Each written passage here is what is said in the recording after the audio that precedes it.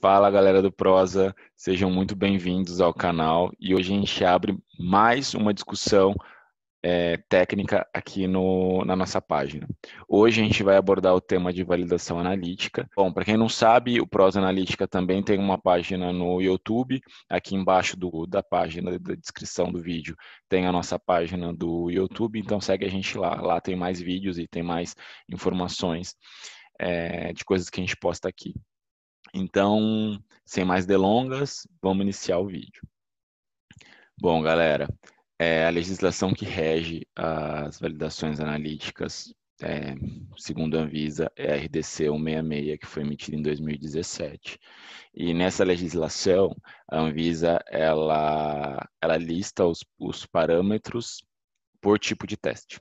Então, as validações analíticas, você tem os parâmetros que necessitam ser seguidos e existem os parâmetros para cada tipo de teste. Você tem alguns parâmetros que você necessita cumprir para executar as validações e para cada teste tem um critério de aceitação. Nesse primeiro vídeo, a gente vai discutir os critérios de aceitação e depois a gente vai fazer uma série de vídeos discutindo mais profundamente cada parâmetro de validação. Então, a princípio, nesse vídeo, a gente vai ter uma visão um pouco mais superficial de cada parâmetro e mais para frente a gente vai se aprofundar nas discussões de cada teste. Então, tenham paciência. Bom, os parâmetros que são necessários cumprir numa validação analítica é a seletividade, a linearidade. Se a sua matriz for uma matriz complexa, você necessita fazer o efeito matriz, a precisão, a exatidão, o limite de detecção, limite de qualificação e o ensaio de robustez. Um parêntese, para quem trabalha em empresa multinacional, muitas vezes o ensaio de robustez não é executado na validação analítica, ele é executado no desenvolvimento do método. Então, você tem os resultados lá de robustez no desenvolvimento do método e na validação analítica esse critério não está descrito. Mas aí, quando a gente for discutir sobre robustez, a gente fala sobre isso. Bom, para cada tipo de ensaio, a Anvisa deixa claro o tipo de parâmetro de avaliação que você vai ter que fazer. Então, para testes de identificação, você necessita realizar somente a seletividade. Para testes de impureza, se for um teste quantitativo, você vai fazer a exatidão, a precisão intermediária, seletividade, limite de qualificação, a linearidade e determinar o intervalo. O limite de detecção ele pode ser exigido ou não. Depende de caso a caso. E para as validações que são ensaios limites de impureza, você necessita fazer a seletividade e o limite de detecção, somente esses dois parâmetros. E para testes de doseamento, de quantificação, você realiza a exatidão, a precisão intermediária, a seletividade, o limite de quantificação, quando depende, é caso a caso, tá? Mas em geral você não realiza. A linearidade e determina o intervalo do método. Para método de dissolução e uniformidade de conteúdo, são métodos de performance, então a seletividade você não necessita realizar a degradação forçada. Para todos os outros testes, você necessita realizar a degradação forçada, mas quando a gente for discutir sobre seletividade, a gente fala sobre isso também. Bom, os critérios de aceitação. Como definir os critérios de aceitação de cada parâmetro? Para a seletividade, a Anvisa, no texto de seletividade da RDC 166, a Anvisa ela deixa clara quais são os critérios de aceitação. Para a linearidade de efeito matriz, a Anvisa ela emitiu um guia estatístico de tratamento estatístico de validação, que é o guia 10. Então, lá nesse guia também está descrito os cálculos e os testes que você necessita, os testes estatísticos que você necessita realizar para a condição da linearidade e avaliação do efeito matriz. E nesse guia 10 da Anvisa, a Anvisa ela cita como referência o guia do mapa, de 2011, de validação e controle de qualidade. E no guia do mapa, se você entrar no guia do mapa, para os parâmetros que a RDC 166 não tem critério de aceitação, no mapa ele deixa mais direcionado. Então, vamos lá. A seletividade. Bom, a seletividade, a Anvisa ela deixa claro no texto da seletividade que você necessita demonstrar que o método tem a capacidade de identificar e quantificar o seu anelito de interesse equivocadamente na presença de componentes que podem estar presentes na amostra. Então, você necessita provar a seletividade do seu ativo frente à matriz, frente a impurezas análogas, frente a substâncias químicas parecidas. Você necessita provar que o seu método é seletivo para a avaliação do seu pico de interesse frente a essas interferências. E para métodos cromatográficos que utilizam a técnica de DAD, de UV-Vis, né? Você necessita provar a pureza de pico. Eu vou fazer um comentário aqui, eu acho que algumas pessoas vão falar, nossa, ele está louco. Para a técnica de fluorescência, dependendo do equipamento, é possível você estimar a pureza de pico também, porque a técnica é bem parecida com o DAD, varredura de excitação e emissão em diferentes comprimentos de onda, e aí a molécula que floresce, ela responde de diferentes formas. Então, tem alguns equipamentos que calcula também a pureza de pico para fluorescência, mas nem toda companhia tem equipamentos que fazem essa avaliação. Então, em sumo, para métodos que você utiliza a técnica UV-Vis e você tem um DAD, você avalia a pureza de pico. A pureza de pico é obrigatório apresentar. Bom, para linearidade, os parâmetros mínimos que a Anvisa exige é a representação gráfica linear, o visual, né, o gráfico visual. O coeficiente de correlação tem que ser maior que 0,99. O coeficiente de determinação de Pearson, que é o R quadrado, tem que ser maior que 0,98. O coeficiente angular tem que ser significativamente diferente de zero e você tem que ter ausências de valores aberrantes. E a sua curva tem que ser homocedástica. Para quem não está familiarizado, o Excel faz todas essas avaliações estatísticas. No guia da Anvisa, ele tem escrito passo a passo como você montar esses cálculos. A empresa que eu trabalho, a gente tem uma ferramenta do Excel, uma aplicabilidade que você paga, que é o Action, e aí ele faz todo o tratamento estatístico de toda a validação. Algumas empresas, elas têm softwares específicos que fazem tratamento de validação analítica. A Anvisa não exige das empresas uma avaliação estatística tão elaborada, mas nesse guia ela cita os parâmetros que ela espera que a empresa entregue da linearidade, que são basicamente esse quadrinho aqui. Então, você faz a avaliação visual do gráfico da linearidade, e aí, se você vê que o seu gráfico ele tem algum desvio, você pode fazer algum tratamento estatístico, ou você pode utilizar a regressão linear ou a regressão ponderada, colocar um fator de ponderação para avaliar a linearidade. E se você fizer a regressão linear normal, você faz o teste ANOVA, avalia se a sua curva ela é homocedástica ou heterocedástica. Se for heterocedástica, você aplica uma regressão ponderada. E se a curva continuar sendo heterocedástica, a sua linearidade, a sua curva não é linear.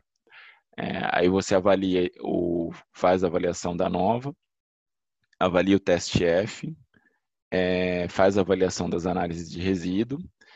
E se a sua linearidade ela passou em todos os parâmetros, o seu método é linear. Se não passou, o seu método não é linear. Basicamente isso. E o efeito matriz, quando você trabalha com uma matriz complexa, normalmente fitoterápico, você faz a sua linearidade com o seu marcador e você faz a sua linearidade dopando a amostra com o marcador, trabalhando com 50% da concentração da amostra e você dopa para obter os pontos de 80, 100, 120, enfim. Os pontos que você definiu, você dopa com um padrão para chegar na concentração final. E aí você avalia o efeito matriz. As curvas elas têm que ser paralelas, se elas não forem paralelas, você tem uma interferência da matriz, e aí então, se você tem uma interferência da matriz, na sua rotina, o seu padrão tem que ser preparado com a amostra dopada. Basicamente isso, assim, lá nesse guia 10 da Anvisa, também descreve bem como você calcular o efeito matriz. Bom, LQ e LAD. Aqui eu vou falar, a Anvisa ela usa o mapa como referência também, então eu vou citar a especificação das duas legislações, do guia do mapa e do guia da Anvisa. Outra coisa, gente, tudo isso que eu estou falando é baseado em documentações oficiais da Anvisa. Mais para frente eu vou dar mais uma outra abordagem, mas isso que eu estou explanando nesse vídeo é referente as legislações oficiais, o que a gente tem de informação da Anvisa, tá? Então, para o LOD, de acordo com o mapa, você tem que ter um sinal ruído maior que 3 e realizar 3 injeções de uma amostra diluída na concentração do LOD e o sinal ruído tem que ser maior que 3. Na Anvisa, na RDC 166, ela fala que a razão sinal ruído deve ser maior ou igual a 2:1. Ou seja, o seu LOQ ele tem que ser maior que 2, tem que ter um sinal ruído maior que 2. Como o LOQ tem que ter um sinal ruído maior que 10, então isso fica subentendido que o LD tem que ter um sinal ruído menor do que 9. Bom, para o LOQ, no mapa, ele fala que o LOQ tem que ter um sinal ruído maior que 6 e deve apresentar precisão e exatidão adequada. Para a Anvisa, na 166, a razão sinal ruído deve ser no mínimo 10:1, ou seja, o LOQ tem que ser maior que 10. E também, na 166, o limite de quantificação ele deve ser menor ou igual ao limite de notificação, que é calculado com base na máxima dose diária. Devem ser testadas a precisão e exatidão no LOQ. Isso está na RDC 166. Para a precisão, na RDC 166, você não tem critérios de aceitação para o parâmetro precisão, fica a critério da empresa. Porém, como eu já disse, a Anvisa ela utiliza o guia do mapa como referência também. E no guia do mapa, no guia de validação do mapa, a referência para critérios de aceitação é a tabela da AOC.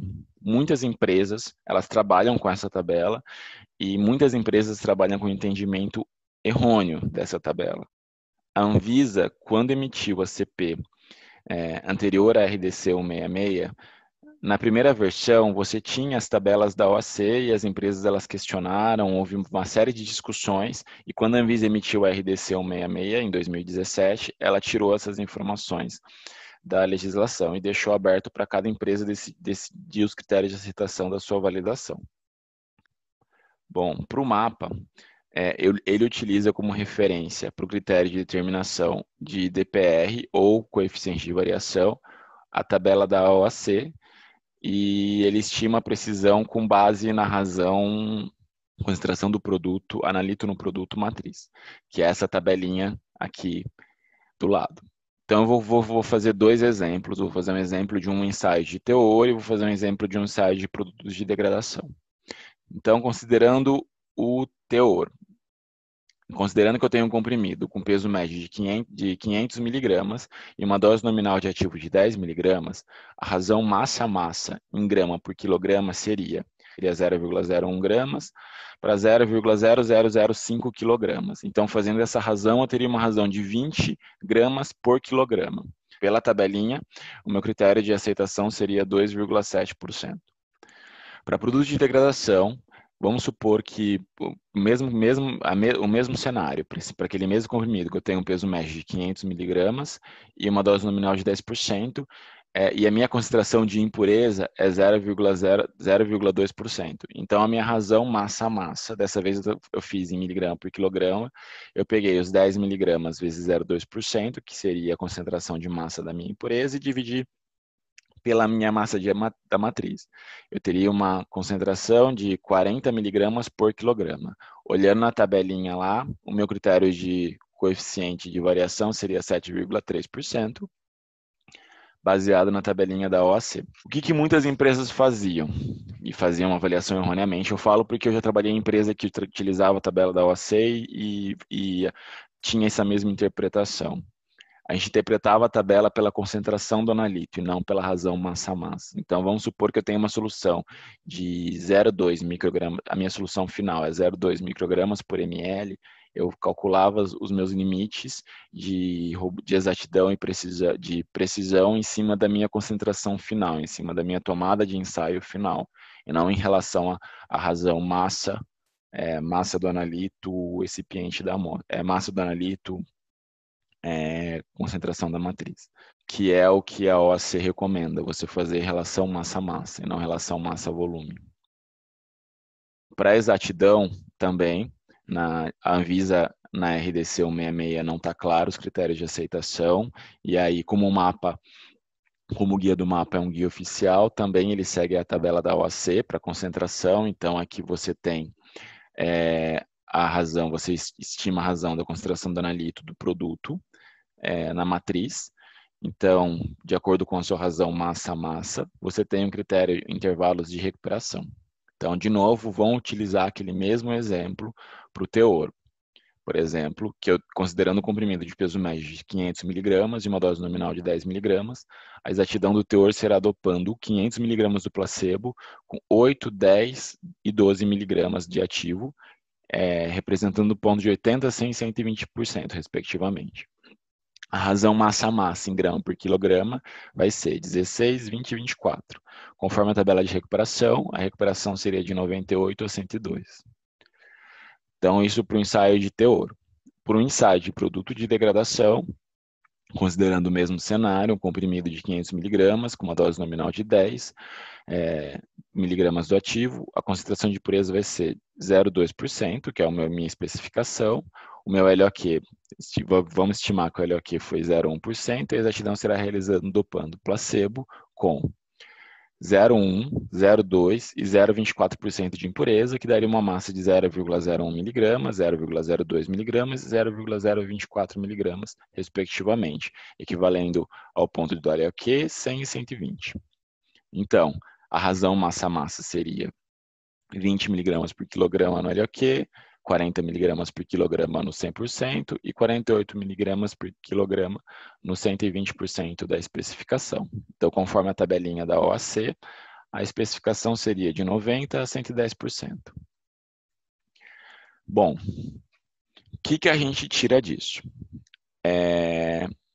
Primeiro, a concentração é sempre razão massa-massa, nunca é concentração massa-volume, que era o que muitas empresas adotam, e adotam inclusive hoje. Esses cálculos que eu passei, existe uma apresentação da Anvisa, se vocês procurarem na internet, tem um treinamento que a Anvisa ela emitiu, um treinamento estatístico, e ela usa exatamente um exemplo similar a esse, para explicar a utilização da tabela da OAC. A tabela é sempre em referência à massa do analito e à massa da matriz, ao peso médio, né, a massa do seu total. E aí os parâmetros você define com relação à sua concentração do analito em relação à matriz da amostra. Vamos lá, para robustez. Para robustez, tanto a Anvisa tanto a RDC 166 quanto o MAPA, ela não especifica critérios de aceitação para robustez. Então, isso fica a critério da empresa fazer.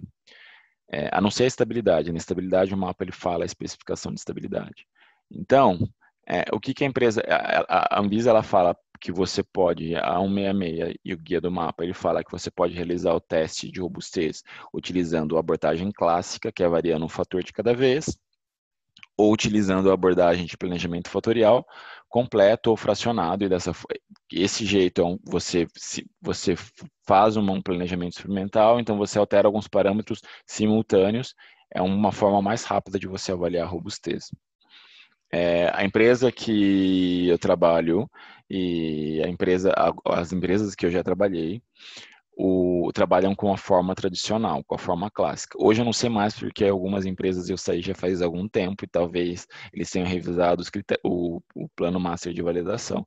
Mas na época que eu trabalhava, a abordagem era abordagem clássica. Então você, sei lá, a temperatura da coluna variava mais e menos, a robustez de fluxo variava mais e menos, a proporção de fase móvel variava mais e menos, o pH subia, fazia pequenas alterações para mais e para menos, e faziam a robustez um parâmetro de cada vez.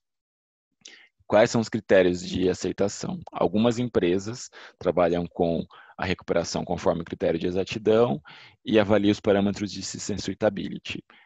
Tailing, resolução, calinha, enfim, os parâmetros de system suitability do método. Eu fiz aquela alteração e aí eu comparo com Se essa alteração, mesmo com essa pequena alteração, o meu método ele atinge os parâmetros de suitability do método? Atinge. Meu método teve recuperação em relação à amostra que não teve variação? Teve, então beleza, meu método ele é robusto para esta condição. A estabilidade, ela também é um parâmetro de validação que a empresa precisa avaliar na robustez, fazer a estabilidade do padrão e da amostra.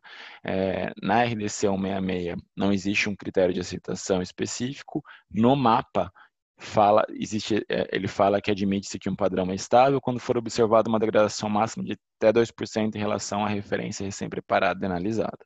Então, de acordo com o mapa, eu posso ter uma variação de até 2%, de acordo com a RDC 166, não existe um critério de aceitação definido. Outras referências. Bom, cada empresa tem a sua própria especificação, os seus próprios critérios de aceitação. Como eu disse, muitas empresas seguem a OAC, algumas empresas seguem guias específicos ou diretrizes específicas, algumas empresas seguem diretrizes da matriz, quando é multinacional, algumas empresas seguem critérios de aceitação próprios. Como na RDC 166 não existe nada claro, nada rígido, os critérios de aceitação da validação ficam a cargo da empresa. Bom, essa referência que eu estou citando aqui, que é Method Validation in Pharmaceutical Analysis, do Joachim Hermer, eu aconselho a vocês a procurarem, tem esse guide, tem esse guia no Google, é fácil achar, e lá ele especifica critérios de aceitação por tipo de teste, por tipo de validação. Então eu acho que é bem mais prático. Eu vou mostrar um exemplo para vocês. Por exemplo, a seletividade e linearidade dos parâmetros são os mesmos, que é demonstrar que o método analítico tem capacidade de identificar e quantificar analitos de interesse. Comprovar a pureza cromatográfica do sinal analítico quando a técnica permitir. A linearidade são os parâmetros da representação gráfica, o coeficiente de correlação, coeficiente de determinação, que é o R quadrado de Pearson, o coeficiente angular significativamente diferente de zero e ausência de valores aberrantes. Provar que a curva é homocedática. Esses critérios são exigidos para todos os tipos de validação. Para o LOQ, para PD, o LOQ tem que ser maior que 10, as 6 injeções, e o LOD tem que apresentar um sinal ruído maior que 2 e menor que 9, para 3 injeções distintas. Para matéria-prima, é aceitado uma recuperação do LOQ, de 80% a 120%, e o DPR entre as injeções menor que 10%. Para as precisões, o desvio padrão relativo para o LO é menor que 10%, para as validações de impureza, e a exatidão e recuperação de 90% a 110%, nos demais pontos, com exceção do LOQ, que a recuperação é aceitada até de 80% a 120%. Por o teor, o desvio relativo é menor que 2 na precisão, e a recuperação é de 98% a 102% na exatidão, e o desvio relativo menor que 2. Bom, a robustez, a recuperação para a recuperação mínima é de 95 a 105, e a recuperação das áreas também de 95 a 105 para impureza, e para teor é 98 a 108, a 102, desculpa, e atender aos parâmetros de critérios de excitação do system. Todos esses testes, nesse guia, ele cita por tipo de validação. Então, para produto acabado, a seletividade e linearidade são os mesmos critérios de aceitação, né? Para o LOQ, o sinal ruído tem que ser maior que 10, das 6 injeções, e para o LD, o sinal ruído tem que ser de 2 a 9 para as 3 injeções. A recuperação do LOQ também é de 80 a 120 na exatidão, e a DPR menor que 10% das injeções. Para precisão, né, para produtos de degradação, o desvio padrão relativo é menor que 10, e a exatidão, critério de aceitação, é de 90 a 110, com desvio padrão menor que 10%. Aí, para a dissolução, os critérios de aceitação são um pouco diferentes do de teor. Para teor, os critérios de aceitação é de 98 a 102 a exatidão, e para dissolução e uniformidade é aceitado 95 a 105, com desvio padrão relativo menor que 5%. é um pouco mais abrangente em relação à tabela da OAC. Bom, gente, é isso que eu gostaria de discutir nesse primeiro vídeo, os critérios de aceitação das validações. Eu espero que vocês tenham gostado e contribuem aqui embaixo nas discussões qual é a fonte de critério de aceitação que vocês adotam na empresa de vocês, se esse vídeo foi útil de alguma forma, eu espero que tenha sido, né? E comentem aqui no feed quais são os critérios que vocês adotam, fonte bibliográfica que vocês utilizam para definir os critérios de aceitação da empresa de vocês. Eu acho que é interessante a gente discutir isso, porque como não é algo que a Anvisa realmente define, não é algo tão claro definido pela agência, fica aberto discussões. Claro que a Anvisa, em alguns documentos, ela utiliza a tabela da OAC como referência, mas a RDC 166, que é a RDC que rege medicamentos farmacêuticos, que rege as validações de medicamentos farmacêuticos, ela não especifica, ela não tem critérios de aceitação para exatidão e precisão. Então, fica a critério da empresa definir esses critérios. Bom, um abraço a todos, uma boa semana e obrigado por acompanhar a gente. Siga a gente nos demais canais. A gente tem a página do LinkedIn, a gente tem uma página no YouTube, aqui embaixo tem outras redes sociais do Prosa. E é isso, galera. Sem mais delongas, eu estou encerrando o vídeo aqui. Um abraço e boa semana a todos.